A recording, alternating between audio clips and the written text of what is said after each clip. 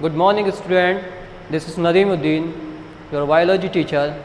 Okay, we will start next topic of 12th class, second chapter. The chapter name is sexual reproduction in flowering plant.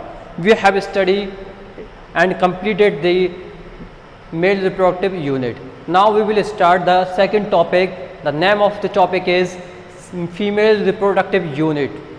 You know very well what is female reproductive unit. You can see in the flower middle part or longitudinal part or filamentous part which is present in the middle of the flower, that is called the carpel. Carpel has a three parts: stigma, style and ovary. Okay, we are going to study about this structure. Okay, now the pistil or gynosium represent the female reproductive unit of a flower. As you know, pistil or gynosium represent the female reproductive part, not a male reproductive part. It is a female reproductive part. We can say carpel in a single form, and the plural form is pistil or gynosium. The second point, the gynosium may have single pistil called monocarpellary. Means जब flower की single carpel होती है, gynoecium में single carpel होती है तो उसे monocarpellary कहते हैं. More than two pistil called the multicarpellary. जब दो से ज़्यादा पिस्टल होते हैं तब हम उसको क्या बोलते हैं? Multi carpellary. और दो होते हैं तो बाई कार्पलरी बोलते हैं हम. ठीक है. फ्यूज्ड पिस्टल, जब ये मल्टी कार्पेलरी फ्यूज्ड होते हैं आपस में, मीन्स आपस में जुड़े होते हैं. ठीक है, ये आपस में जुड़े हुए हैं, सबके सब आपस में जुड़े हुए हैं, इसलिए हम इसको बोलते हैं सिनकार्पस. और free pistil called apocarpous. Means जब पिस्टिल तो बहुत होते हैं लेकिन सब एक दूसरे से फ्री होते हैं. कौन सा पार्ट? सिर्फ ओवेरी पार्ट जो होता है वो फ्यूज्ड रहता है और स्टिग्मा और स्टाइल यहाँ पर फ्री रहते हैं. यहाँ पर सभी पार्ट फ्यूज्ड रहते हैं. बात समझ रहे हैं? जब गाइनोसियम में सिंगल पिस्टिल होती है तब हम इसको मोनोकार्पलरी कहते हैं. दो होती हैं तो बाईकार्पलरी बोलते हैं. जब ज़्यादा होते हैं तो मल्टी कार्पलरी कहते हैं. जब बहुत से होते हैं और आपस में जॉइंट होते हैं, स्टिग्मा, स्टाइल एंड ओवेरी, तब हम इसको सिनकार्पस बोलते हैं. एंड जब फ्री होते हैं एक दूसरे से तब हम उसको क्या बोलते हैं? Apocarpous. Now go to the next point.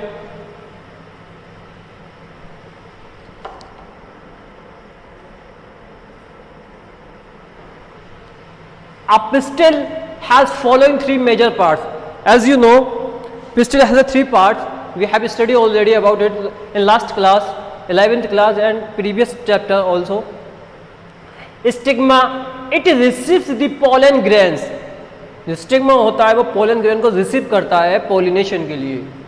It has sticky surface and pollen grains get stuck to it during pollination. तो क्या होता है, जब स्टिग्मा पर जैसे ही पोलन ग्रेन आते हैं, ये स्टिग्मा होती है स्टिकी, चिपका लेती है अपने अंदर एंड स्टक, और इसमें जाकर क्या होता है?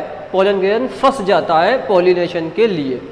Style, it is elongated cylinder part beneath the stigma.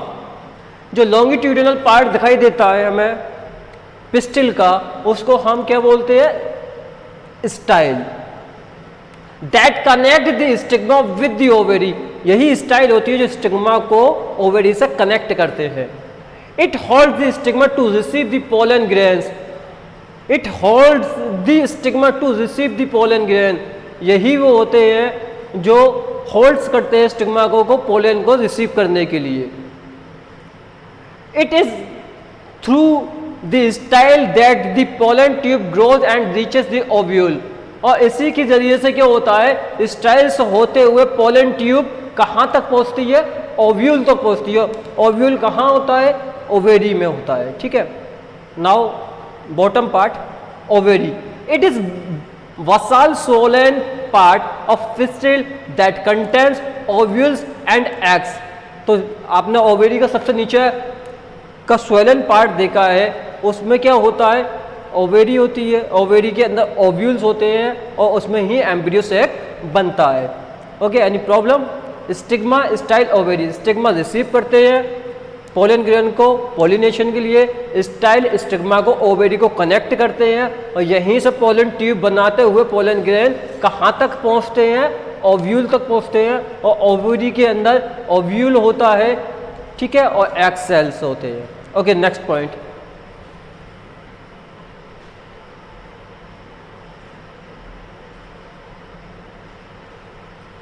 Inside the ovary, there is a compartment called ovarian cavity or locule separated by septum।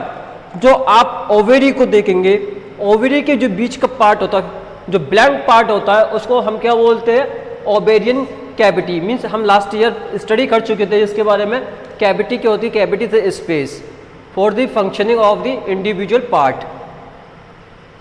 Ovarian cavity और लॉक्यूल, या तो ओवेरियन कैविटी बोलेंगे हमेशा या फिर लॉक्यूल बोलेंगे, और ये किसके वजह से सेपरेटेड रहती है, सेप्टम के वजह से। Okay, placenta is the tissue in ovarian cavity from where the ovule और मेगास्पोरोजेनेसिस अराइज। प्लेसेंटा ही वो पार्ट्स होते हैं ओवेरियन कैविटी में जहां से मेगास्पोरेंजियम निकलते हैं या फिर बनते हैं। तो आपको मालूम प्लेसेंटा का वर्क क्या होता है, न्यूट्रिशन प्रोवाइड कराना, और वहीं से क्या होता है, ओव्यूल बनते हैं। ओव्यूल को ही मेगास्पोर्स बोलते हैं हम, और सिंगल होता है मेगास्पोरेंजियम जो मदर सेल्स की फॉर्म में रहेगा, ठीक है। अब हम बात करते हैं स्ट्रक्चर ऑफ मेगास्पोरेंजियम। मेगास्पोरेंजियम को आप कंफ्यूज मत कीजिए, ये ओव्यूल होते हैं। आगे चल के इनके सेल्स के बनेंगे, एमएमसी बनेंगे। Okay, now next point.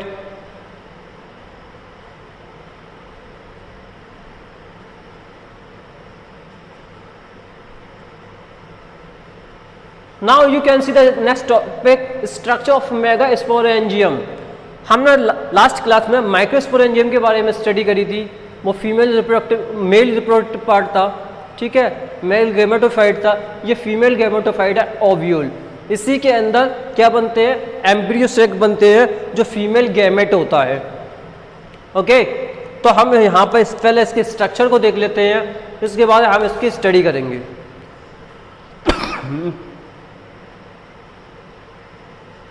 you can see the structure of the fully ovule।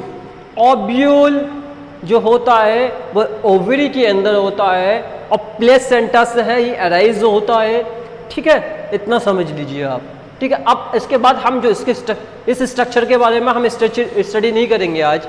ये ओव्यूल पार्ट है, कौन सा पार्ट है, एम्ब्रियोसेक, ओव्यूल का एम्ब्रियोसेक पार्ट है। इसके बारे में हम नेक्स्ट टॉपिक में स्टडी करेंगे, ठीक है। हम जो बात करेंगे आउटर पार्ट की बात करेंगे, ठीक है। और यहाँ देखिए, ये देखिए पूरा structure, is the structure of the ovule. यहाँ देखिए funicle, there is a one structure funicle.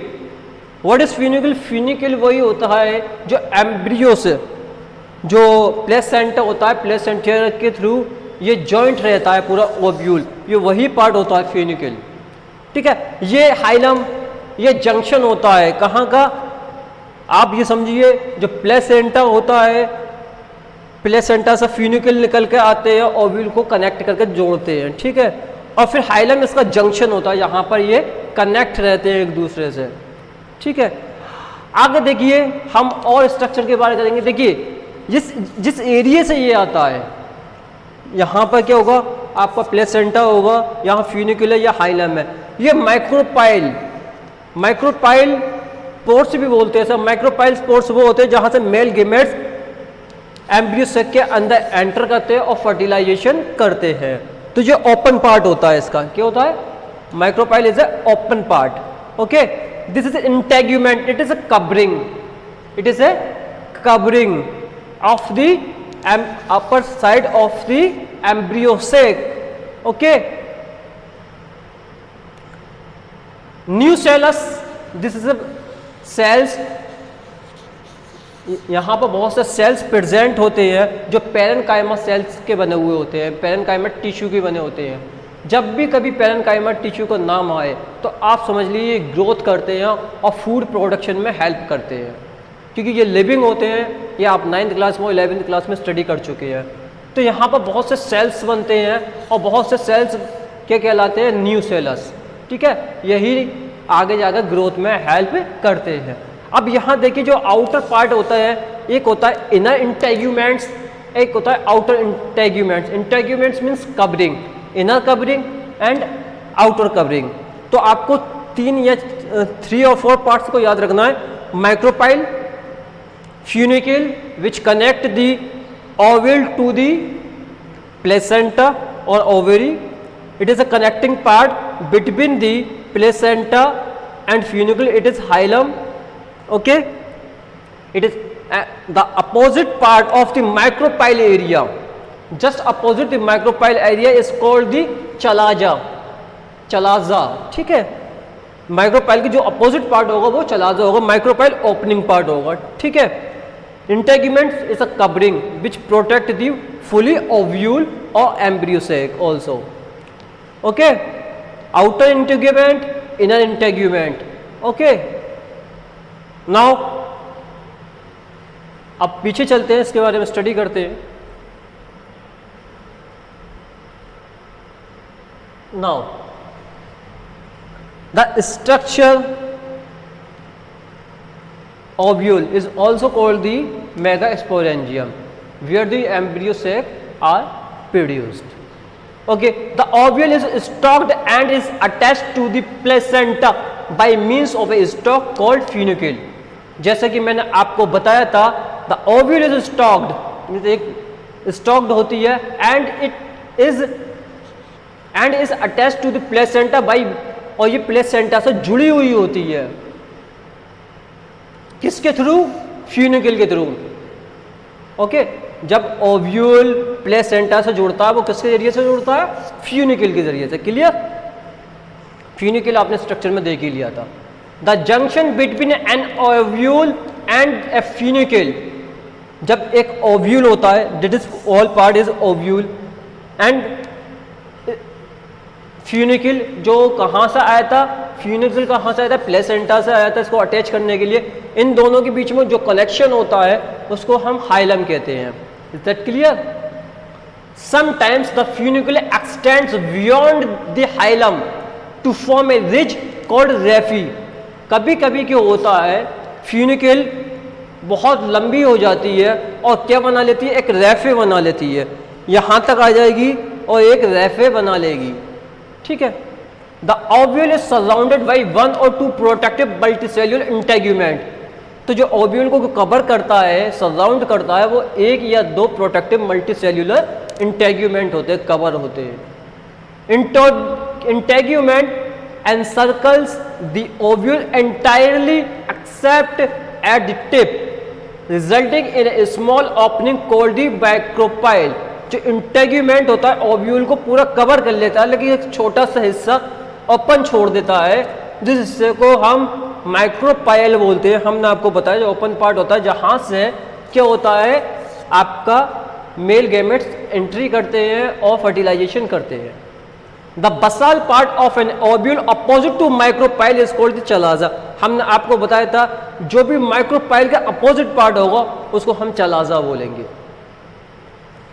The cell with high और abundant reserve food material enclosed within integument is called the nucellus. आपको मैंने बता दिया था कि न्यूसेलस जो होते हैं पेरेन्काइमेटस सेल्स के बने हुए होते हैं और इसमें फूड मटेरियल स्टोर होता है, और फूड मटेरियल स्टोर होता है, ये मैं आपको बता चुका था पहले ही। द सेल विद हाई और abundant reserve food material enclosed within integument is called the nucellus. Okay, the female gametophyte located within the nucellus is called the embryo sac. जो मिडिल वाला part था वो embryo sac था और वही female gametophyte है। ठीक है, जो न्यूसेलस के चारों तरफ से घिरा रहता है और न्यूसेलस उसको न्यूट्रिशन प्रोवाइड कराते हैं। Is that any confusion? Okay, now again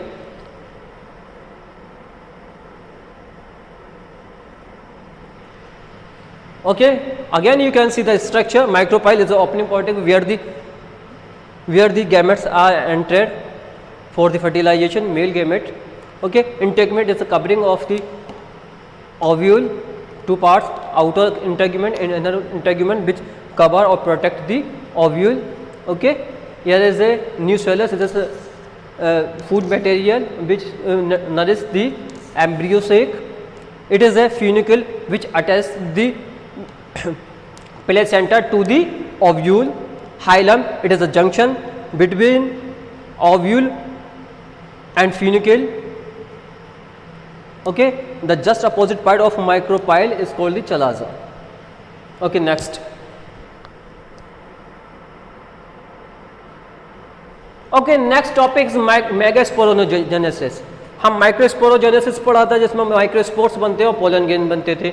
ये मेगास्पोरोजेनेसिस है, इसमें मेगास्पोर्स बनेंगे, मीन्स एम्ब्रियो सेक बनेगा. ओव्यूल के अंदर, ओवेरी के अंदर ओव्यूल, ओव्यूल के अंदर embryo sac. Embryo sac is a female gametophyte, female gamete. Gametophyte is a ovule. The process of formation of haploid megaspores from the diploid megaspore mother cells MMC is called the megasporogenesis. The process of formation of haploid megaspores means number of chromosomes will be half in the megaspore from the mother cell MMC, megaspore mother cell.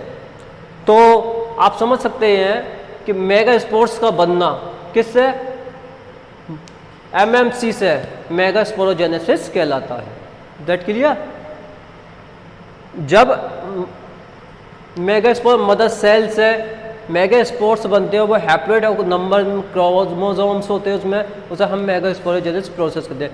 In the micropyle region, जो micropyle opening part था वहां पर, in the micropylar region the nucleus contain cell with dense cytoplasm and prominent nucleus which is differentiated into a single MMC. तो यहाँ समझिए जो micropyle reason होता है वहाँ के जो न्यूक्लियस होते हैं, मीन्स जो फूड मटेरियल स्टोर होता है, ठीक है, जो पेरेन्काइमल सेल के बने होते हैं, कंटेंट सेल, उसमें क्या होते हैं, सेल्स होते हैं विद डेंस साइटोप्लाज्म, उसके उन सेल्स के अंदर साइटोप्लाज्म होता है और न्यूक्लियस होता है, ठीक है, और वही एमएमसी में बदल जाते हैं. और एमएमसी क्या बनाता है आपका, very good, embryo sac. MMC is a diploid and undergoes meiosis. जो मेगास्पोर मदर सेल होता है उसमें मियोसिस होता है, और मियोसिस में क्या होता है, half number of chromosome next generation में रह जाते हैं. MMC first divides transversely into two cells called dyad. जब एमएमसी एक बार डिवाइड होता है ट्रांसवर्स सेक्शन में, तो दो मेगास्पोर्स बनाता है जिसको हम डायड बोलते हैं. फिर this two cells again divide transversely, as a result a linear row of 4 haploid cells is produced which is called megaspore tetrad और लीनियर टेट्राड. आपको याद होगा कि माइक्रोस्पोर टेट्राड बना था कहाँ से, पीएमसी से, पोलन मदर सेल से. यहाँ पे एमएमसी से भी मेगास्पोर टेट्राड बनना है, मतलब 4 सेल्स बन रहे हैं, ठीक है, 2 बार डिवीजन होता है, ठीक है, और उसके बाद ये बनते हैं, ठीक है. फर्स्ट टाइम पे मियोसिस होगा तो 2 सेल बनेंगे, ठीक है. फिर इसमें क्या होगा, मियोसिस नहीं होगा, अब माइटोसिस होगा, ठीक है, तो 2 जैसे 4 बन जाते हैं. Out of this 4 megaspores only 1 remains functional while the other 3 degenerate. जो 4 बने हैं मेगास्पोर्स, उनमें से 3 डिजेनरेटेड हो जाते हैं, ख़त्म हो जाते हैं, और एक ही फंक्शनल, एक ही काम करता है, सिर्फ एक करता है. The one functional megaspore develops into the female gametophyte और embryo sac. This is called monosporic development. जब सिंगल मेगास्पोर फंक्शनल रह जाता है तो इस प्रोसेस को हम क्या बोलते हैं, मोनोस्पोरिक डेवलपमेंट कहते हैं, और वही एम्ब्रियो सेक कहलाता है या फिर फीमेल गैमेटोफाइट कहलाता है. Okay, embryo sac means male female gametophyte. Next step, mega gametogenesis means the formation of female gametophyte. Embryo sac is called the mega gametogenesis. Okay, the formation of female gametophyte means ये वाला जो part बनेगा, यहाँ पर megaspores बने थे, megasporogenesis कहलाया था ये. यहाँ पर क्या हो रहा है, फीमेल गैमेटोफाइट एम्ब्रियो सेक बनेंगे, तो इसको हम मेगा गैमेटोजेनेसिस कहते हैं. First point, megaspore is the first cell of the female gametophyte. तो आपको मालूम 4 मेगास्पोर्स बने थे, जिसमें 3 नॉन फंक्शनल थे, जनरेट हो गए थे, एक फंक्शनल रह गया था, उसी की बात चल रही है। Megaspore is the first cell of the female gametophyte. The megaspore increase in size and its nucleus divide mitotically into 2 nuclei which move apart to opposite poles। इसमें क्या होता है, जो मेगास्पोर्स होते हैं, जो सिंगल मेगास्पोर्स होता है, जो फंक्शनल होता है, वो माइटोटिकली से डिवाइड करता है और 2 सेल बन जाते हैं। क्या बन जाते हैं? उसमें 2 सेल बन जाते हैं, 2 न्यूक्लियस बन जाते हैं। क्या बन जाते हैं? 2 न्यूक्लियस बन जाते हैं, जो एम्ब्रियो सेक की दोनों डायरेक्शन में होते हैं, एक ऊपर एक नीचे। Okay, next point.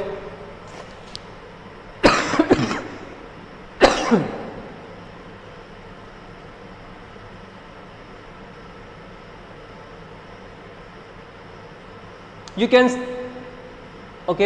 can say first structure, then we will discuss about it। Okay, ये देखिए, ये क्या था आपका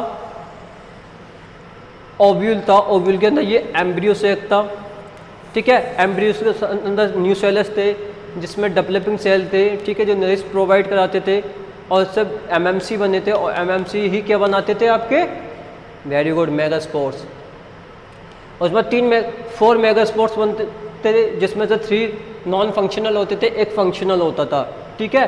वो तीनों डिजेनरेट हो जाते थे, एक ही वर्क करता था, ठीक है। अब जब एक रह गया है ओव्यूल के अंदर, जो एम्ब्रियो सेक है, उसके अंदर सिर्फ क्या रह गया है, सिंगल सेल रह गया है। वो माइटोटिकली डिवाइड होता है, 2 बना लेता है सेल्स, 2 न्यूक्लियस बना लेता है। अब वो अलग अलग डायरेक्शन में होते हैं। फिर ये माइटोटिकली डिवीजन करता है, तो दोनों डायरेक्शन में 2-2 हो जाते हैं। फिर करता है अगेन, तो फिर 4-4 हो जाते हैं, ठीक है। अब फिर क्या होता है उसके बाद, नेक्स्ट प्रोसेस में क्या होता है, इसके ऊपर सेल बॉल बन जाती है। तो ये 3, ये यहाँ इसमें से 1 और इसमें से 1, 2 मिडिल में आ जाते हैं और सिंगल सेल बना लेते हैं, और जिसमें डबल न्यूक्लियस होता है, ठीक है। यहाँ 3 सेल्स खोल जाते हैं, जिसे साइनरगिट्स एरिया बोले जाता है। ये इसके अपोजिट एंटीपोडल एरिया बोले जाता है, यहाँ पर भी 3 सेल्स पहुँच जाते हैं, ठीक है। ये माइक्रोपाइल एरिया था, तो इसका अपोजिट एरिया कौन सा होगा, चलाजल। तो हमने यहाँ पर अपोजिट कर लिया है सेल्स डायग्राम को। तो ये चलाजल था, चलाजल एरिया पे एंटीपोडल्स थे, एंटीपोडल से होगा, इसको कवरिंग कर लिया गया, ठीक है। ये मिडिल था, इसे पोलर न्यूक्लियाई बोल दिया कि इसमें डबल न्यूक्लियस है सिंगल सेल में, इसलिए 2 पोलर न्यूक्लियाई बोल दिया सर। अच्छा, माइक्रोपाइल एरिया में जो साइनरगिट्स थे, उनमें से 2 साइनरगिट्स रह गए और एक सिंगल एग सेल बन गया, ठीक है। यहाँ पर फर्टिलाइजेशन होता है, फर्स्ट फर्टिलाइजेशन इसके साथ होगा, सेकेंड इसके साथ होगा, ठीक है। पीछे चलते हैं।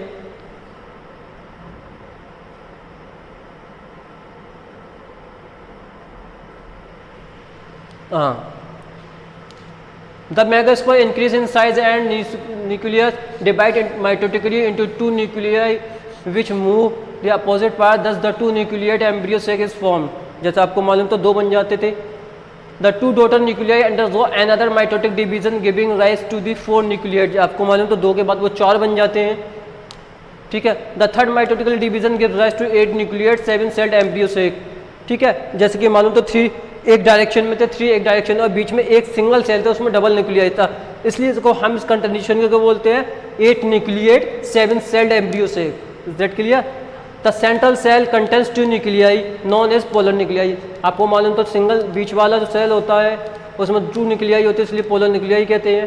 The 3 nuclei at the micropyle region form the egg apparatus. जो माइक्रोपाइल एरिया में 3 सेल्स थे वो एक ग्रुप बना लेते हैं, उस ग्रुप को हम एग एपरेटस बोलते हैं, ठीक है। In the egg apparatus the middle cells is the largest and it's called the oosphere और एग और ओवम, ठीक है। यही होता है, एग होता है, इसके साथ फर्स्ट फर्टिलाइजेशन होगा। while other two necked cells adjoining the egg cell are called the synergates। तो साइनरगेट्स के बारे में भी हमने बता दिया था आपको, एग सेल और साइनरगेट्स, ठीक है, ये माइक्रोपाइल रीजन में होते हैं, ठीक है। The 3 nuclei at the chalazal end, जो चलाजल एंड पे 3 पार्ट्स थे, सेल्स थे और न्यूक्लियाई थे, बात एक ही है, ठीक है। 3 न्यूक्लियाई थे तो 3 सेल्स भी थे, तुम्हें 3 सेल्स के अंदर 3 न्यूक्लियाई थे, आर सराउंडेड बाई साइटोप्लाज्म, और उसके पास चारों तरफ क्या होता है साइटोप्लाज्म एंड सेल्यूलर वॉल, और सेल की बॉल बन जाती है एक, these are called antipodal cells, उसके ऊपर कवरिंग बन जाती है साइटोप्लाज्म बनने के बाद, तो उसको एंटीपोडल सेल्स कहते हैं।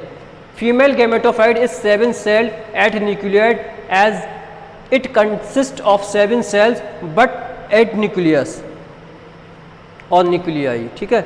उसके फीमेल गैमेटोफाइट मतलब एम्ब्रियो सेक के अंदर आपका क्या होता है 7 सेल होते हैं और 8 न्यूक्लिएट होते हैं, न्यूक्लियस होते हैं।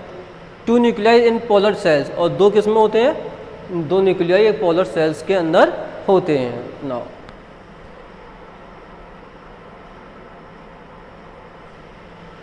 ठीक है, आप अगेन देख सकते हैं ये एम्ब्रियो सेक का स्ट्रक्चर था, बीच में ये ओव्यूल के अंदर था, न्यूसेलर सेल्स एमएमसी में कन्वर्ट हो जाते हैं मेगास्पोर्स मदर सेल्स में, ठीक है।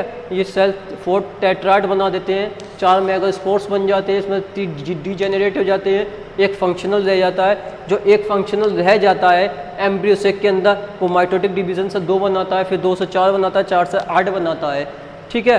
फिर उसमें क्या होता है माइक्रोपैरियर एरिया में एक एग एपिडेटस बन जाता है, वो बड़ा सेल्स होता है उसे एग बोलते हैं या ओवम बोलते हैं या ओस्पियर बोलते हैं हम, और 2 साइनरगिट्स कहलाते हैं, ठीक है। अपोजिट साइड्स में जो चलाजल एंड था उस पर एंटीपोडल सेल्स हो जाते हैं, उसमें साइटोप्लाज्म फिल्ड हो जाता है और सेल वॉल बन जाती है।